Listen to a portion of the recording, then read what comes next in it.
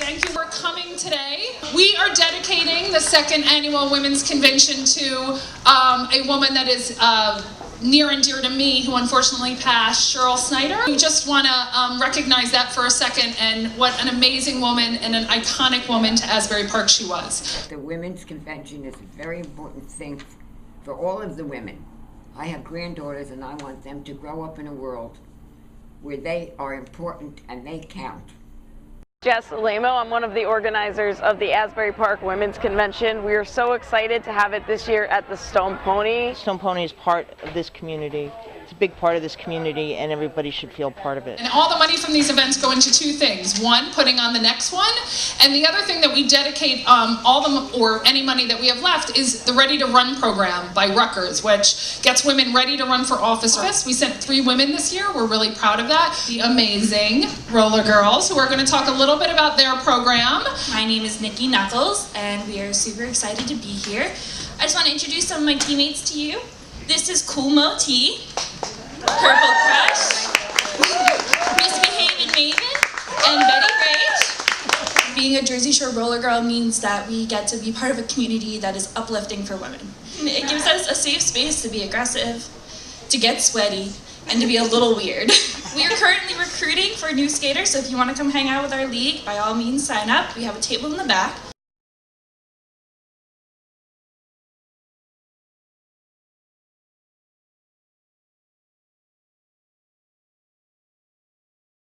My name's Kelly Cross, and I'm here representing the New Jersey Cannabis Industry Association. I'm vice president of the board of directors. For the past 10 years, I was the lead fundraiser for a group called the Marijuana Policy Project, which is a national organization that was responsible for the majority of the legal changes you've seen all across the country.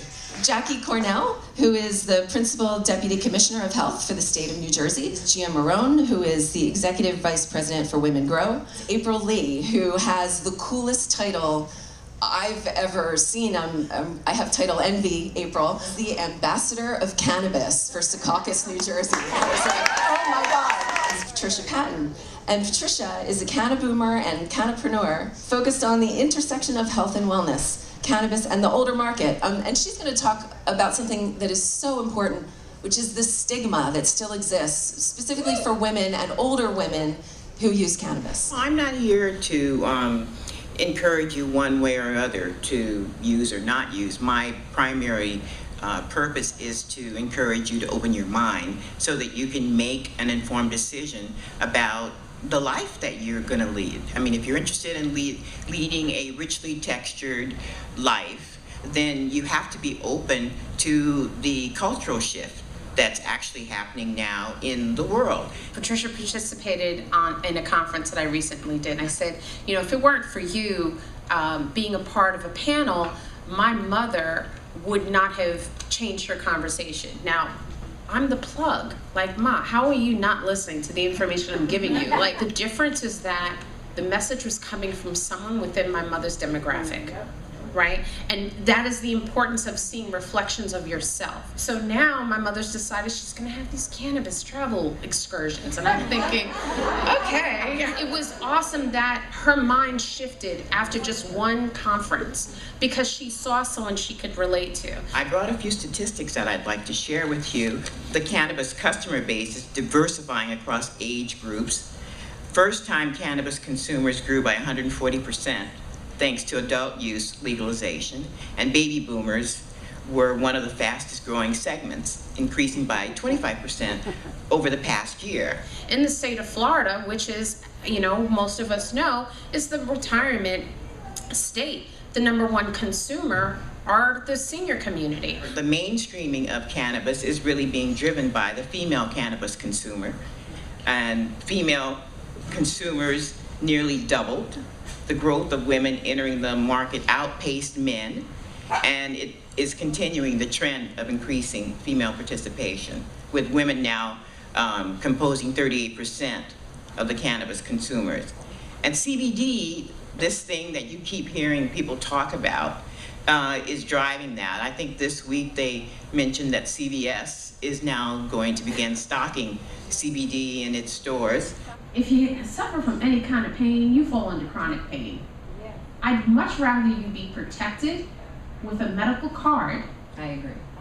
that says that you're allowed to consume versus consuming without protection, because that endangers you and your family. Your average doctor probably doesn't know, and they're not the best person to talk to about it, because on the state's website, every doctor within the program, they can elect to not be listed, but like 98% of the doctors who are in the program, 99%, almost all, are listed on our website.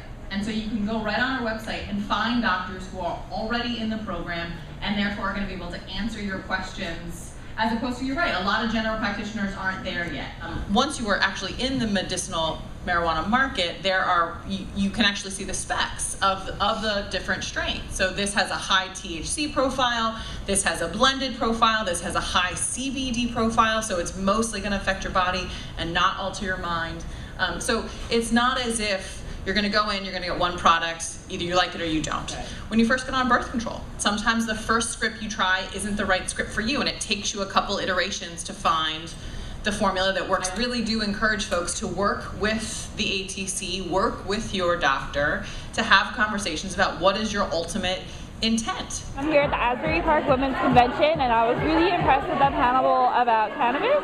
I think it's really important for the state to take it seriously, to definitely introduce recreational and medical usage for it. It can help a lot of people, especially women, and the medical issues that we have to deal with on our own. This panel was probably one of the most informative things I've been to in a long time. I just sat through the panel on cannabis and cannabis education.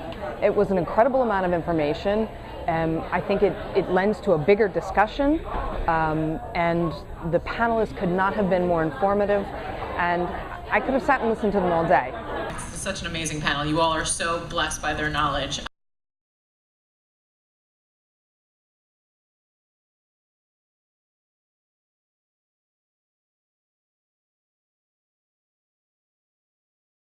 I'm Maddie Boylan. I'm 14 years old and in 8th grade. I socially transitioned to female the summer before 5th grade, and like even when I transitioned, I didn't know everything of what was going on in the real world. So I'm here today because I really want to let people know what it feels like to be a trans middle schooler in 2019 in the new generation. I serve as policy director for Garden State Equality, which is a statewide advocacy organization for the LGBTQ community, and I'm a transgender man. This is a women's convention, and that's awesome, right? Actually, I feel like women's studies and feminism is kind of where I started to find out about trans people when I was in college. I don't want a man to say to you, hey, I get it, women are discriminated against, because you all know that. But I think I have kind of a unique perspective on it, as most trans people do, right? Whether you're a trans man or a trans woman, or you live somewhere outside the gender binary. And that unique perspective is that I've been on both sides of that. My name is Nicole Harris. I am a pastor, and I'm also a graduate of Drew Theological School. So I don't consider myself necessarily to be an expert on queer theology. However, I certainly am a trans ally within the church. I had a perfect record. Perfect in the sense that there was nothing about my performance that would say, oh, well, you can't be promoted. Employment to public accommodations, from public accommodations, getting credit, insurance, etc. These are horrible numbers, and we must stand and fight against it. All over the country, students who are LGBT, who are transitioning, who are becoming more of themselves, are facing discrimination and bullying. I was scared to go to school because I thought they were going to hurt me for telling my mom, but that didn't happen, because the thing with trans allies is they know and they can reassure me that I will be protected in school every day. And I do fear discrimination and getting hurt. And I'm really glad that my school is really active in the LGBT community and can help me feel safe in the school environment. 51% of LGBT people live in a state that does not protect them from discrimination, bullying, and harassment. If you look at the Civil Rights Act, of course, in 1964, very much around race and ethnicity, categories have been added to those protected classes, and so now it protects across a range of classes, including disability and gender, but by gender meaning women or men, right? But never have they been able to pass this Equality Act, which would add sexual orientation and gender identity and expression to that law. And so what that means, and Christine mentioned the 51%, is that 28 states don't have any protections for LGBTQ people in those areas, really critical areas of employment and housing and public accommodations, discriminations. The trans student guidelines came out last year from the Department of Education, and they're very comprehensive, they're very, very good, and they went to every public school in the state. You can get the gender marker that matches your identity, and you don't have to show proof of surgery, which was very outdated, and it adds a third gender option. So I can get a birth certificate that says male, but someone who identifies outside the binary, because not everyone identifies as male or female, they can get a birth certificate that says undesignated. There are safe spaces that exist for trans people and for LGBTQ brothers and sisters within the church, and I think that's something that we need to start to talk about, because it bothers me when someone will not come to a religious function or to visit my church only because they were told that inside churches you are hated. That bothers me. Then how do we become allies, true allies, in those kind of environments? So I'm interested in having those kind of conversations. If you're practicing any faith and it's teaching you to hate somebody else, you're practicing it wrong. Yeah. What role do I play in teaching people not tolerance, but love? There are different, what they consider categories with churches. Some being conservative, so we all understand what a conservative church is, right? And then there's welcoming, and then there's affirming. So I am an affirming pastor that exists in a welcoming church. So churches are starting to have those conversations, and that's a good thing. But you need somebody like me in the room that when somebody's gonna say something ridiculous, I'm like, a lot of us clergy, we're not leaving our churches just because we know we're needed in there. And it's easier to try to start making those changes from inside than from leaving and being outside. So we need to be in the room for those conversations, and I need to be in spaces like this so I can be educated and take this information back to those same spaces. So no, it is not okay to refuse to bake a cake. Don't let discrimination and bias silently go by you and you just think, oh, well, it's not really me and I do know somebody. No, speak out. And there's strength in numbers, not in separation. We need unity. It's not easy to be trans and be a teenager transitioning, because even at my school, I have 2 trans friends that are boys who recently transitioned, and people are making fun of them. And it's, one of them, their parents don't support them at all. They're horrible parents, sorry. But if someone tells me that they support Black Lives Matter, they support me and who I am and the causes that I fight for, but when it comes to the day that you can openly support me and you decide that you can't show up, that is a problem. So if I can say to these women, I can support you, but when it's time for me to show up, I'm absent, that's a problem. So I think the biggest thing we can do to be allies to the trans community is show up. I just saw the trans panel, and I thought it was really interesting to learn that churches have different distinctions, ranging from not welcoming to welcoming and affirming. So it was the first time I had heard the word affirming around a religious institution, and I was really excited to understand more of the distinctions and how I can be my own ally. I just saw the panel for how to be a trans ally, and it was incredibly inspiring just to see that there are these incredibly brave people telling their stories and how much of them telling their stories is going to help open up the minds of others. It was really inspiring, and it really informs me on how I could be a better ally. I just finished watching the Trans Ally panel, and I think it's really important. So many good points were brought up, including addressing people and respecting people for their identities and not for their appearances. I think it was super interesting. There were viewpoints from both sides, both from the trans community and from the ally community. I thought the trans panel was wonderful. Very interesting, very honest, informative. I just saw the trans panel, and I'm so touched and grateful because I think it contributes to an education that our entire culture needs. This is a real thing that for all of us and part of all of our lives, and so we need to educate ourselves and pass that on to others. So thank you. The hardest thing about being trans is being yourself, to live as authentically as you can, and to realize that you come out again and again and again and again. It just keeps happening. It's okay. So as Maddie said, you do have to be brave.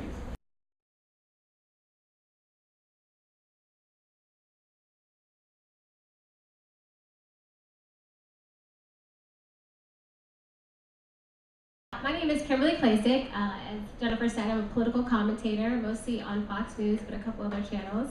I'm a nonprofit founder. I have a nonprofit called Potential Me. It's workforce development. We help with careerwear for those in need. And then I'm an assistant to a real estate developer because I have to make money, right? And then I'm a Baltimore County Republican Central Committee member because I like to stay involved. I'm a wife and a mother of a crazy 2-year-old. When I was 15 years old, I lost all of my hair to alopecia, and I thought my life was over. So I didn't do a lot. I stayed in my room a lot. I cried a lot. And I used to think, why me? And then one day, I just decided, you know what? I'm going to flip this around because saying why me doesn't really help me. And then I said, why not me? Right? God must know that I can handle these challenges. So after that, I ended up doing pageants. I ended up working on Capitol Hill. I started my nonprofit. Like I said, I started contributing politically, and I decided, you know what, I'm not going to be the victim anymore. I'm going to be the person that goes out there and gets it. I'm Christina Zuck. I'm a lobbyist with Princeton Public Affairs Group, but prior to being there, I worked in the state senate. I worked for Barbara Bono when she ran for governor. I was her political director. I grew up in Bayonne in Hudson County. And I was a social worker's aide for the Bayonne Office on Aging. And I got to see firsthand how government could help people. What I was working on at the time was a program for low-income senior citizens. And these were folks who were on a very limited fixed income. They had very little family members. And one of my jobs I remember distinctly was every Monday morning or Monday afternoon when I came after school, we would have to call and make sure that the people who had no family members, either in the state or around, that they kind of made it through the weekend. That was kind of like a check-in call. And for me, that really showed me that there were really vulnerable populations that government could help. And so that was my first step into government and politics, and then it kind of it went a long way from there. My name is Sancha Gray. I'm the superintendent of schools in the Asbury Park School District. That's my title. But when I think about what I do, I look at that as life-changing work. I believe that we all have a purpose, and I find that my purpose and our collective purpose is in changing the trajectory of people's lives. And so I find myself in education today because it wasn't always the best space and place for me growing up. I enjoyed elementary school immensely, did it very well academically throughout school, but there were some social and emotional components when I got into junior high school, so that was grade 7, 8, and 9. And so that's where I began to feel different about myself, different about how I was situated in the world, and just my worldview, very different from some of my peers who at the time I didn't realize. We all felt differentness, and we were all struggling, trying to understand adolescence.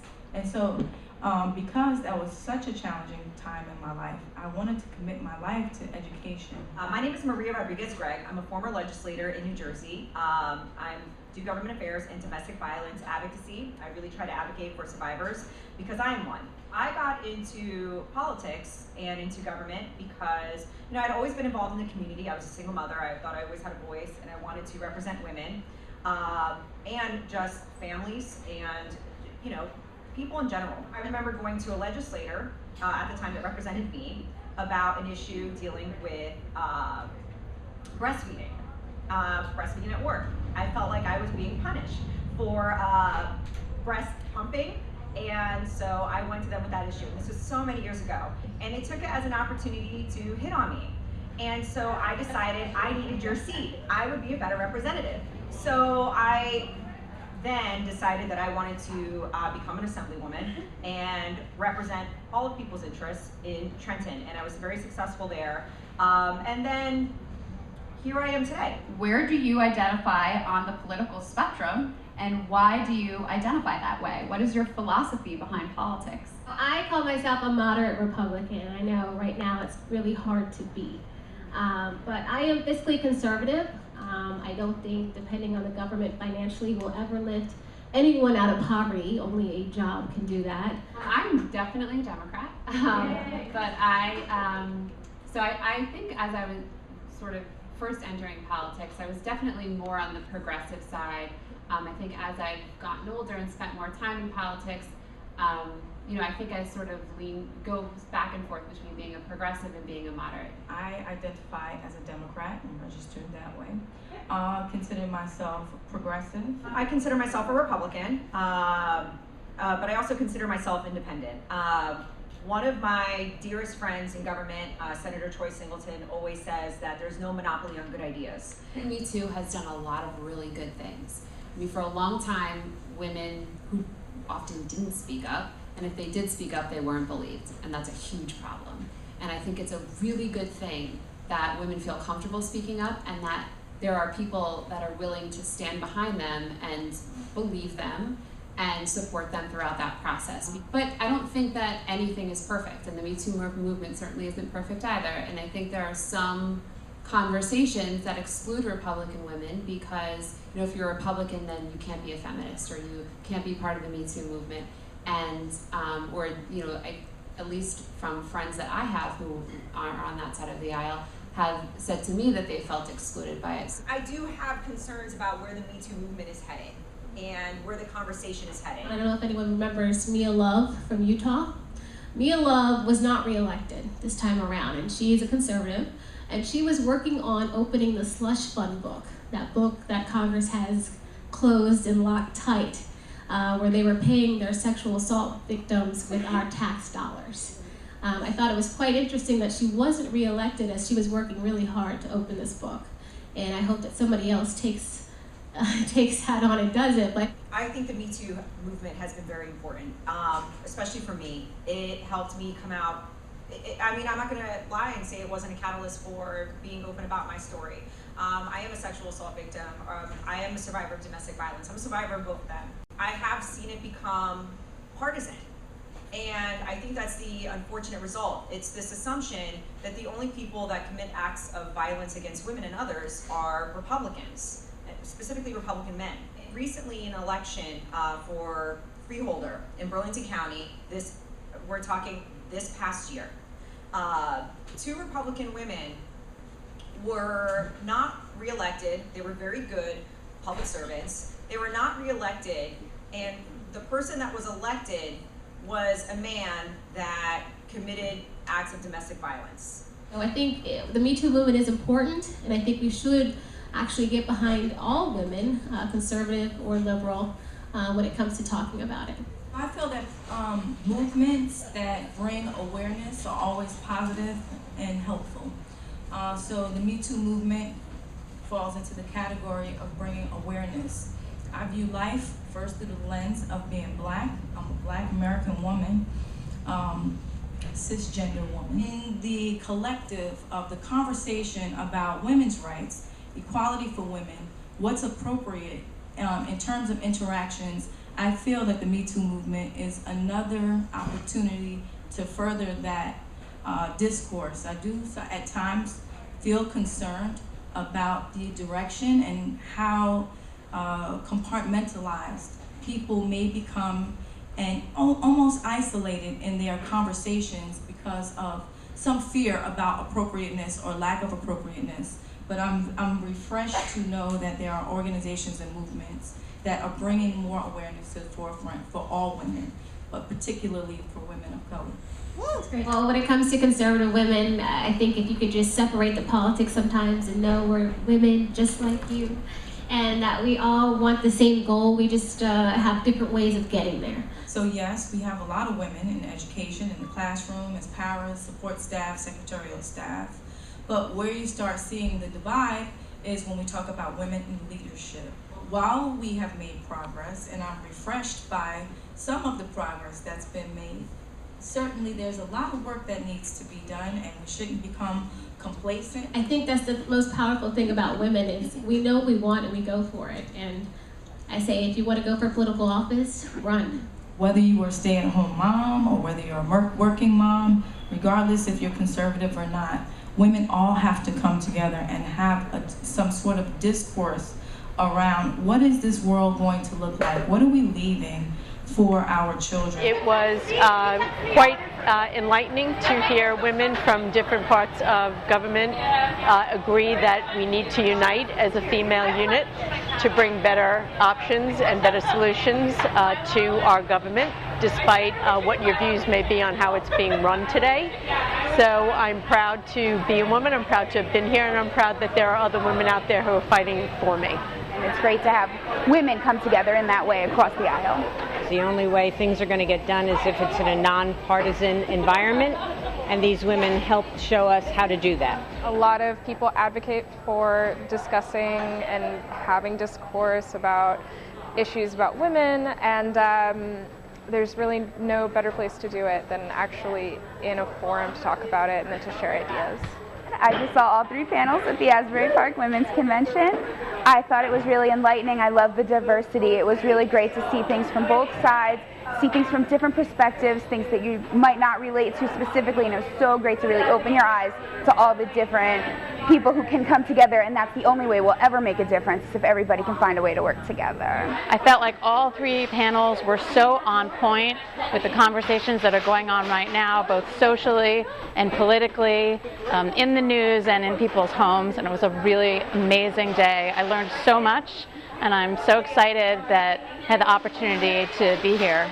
It was an absolute great opportunity to network with other women in business and to exchange information and have conversation and get to know people on a deeper level, because sometimes we know them in passing, but we actually had a true opportunity to network and see how we can support each other, and I think that was a really great opportunity.